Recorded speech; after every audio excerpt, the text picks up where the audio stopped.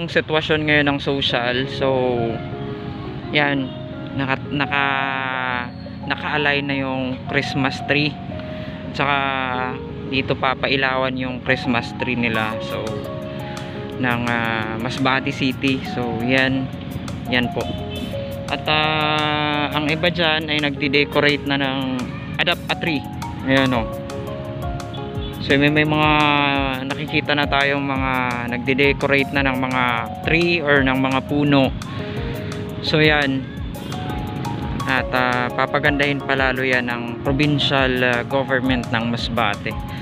At hindi lang yan, so meron pa tayong pupuntahang Christmas tree dyan sa city or city hall ng Masbate City. So in front lang yan ng social center. So yan, kita mo. So yan yung mga paghahanda nila. So actually di natin alam kung mga ilang feet yan. So yan, dun may mga nakikita pa tayong mga nagde-decorate, no? Yun. So tingnan natin ang finished product nito.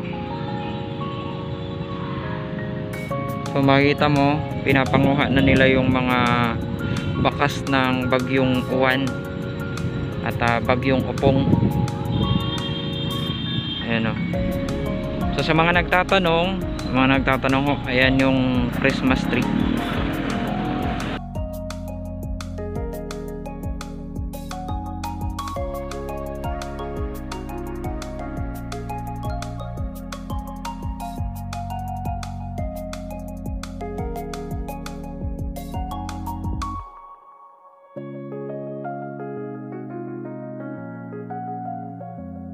Lapitan na, nakita na natin, oh. Yan. So meron pala silang ditong i-decorate na mga spotlight siguro. So meron mga nakalagay na puno. So may mga ilalagay pa siguro sila dito, mga spotlight. So ayan na. So net pala yan, net pala, and then net na green, and then yung mga dine-decorate natin talaga sa Christmas tree, no? Ayan, yung green, yung artificial na damo na para talagang kulay green. Ayan, so mataas yan. So may star pa yan dun sa dulo.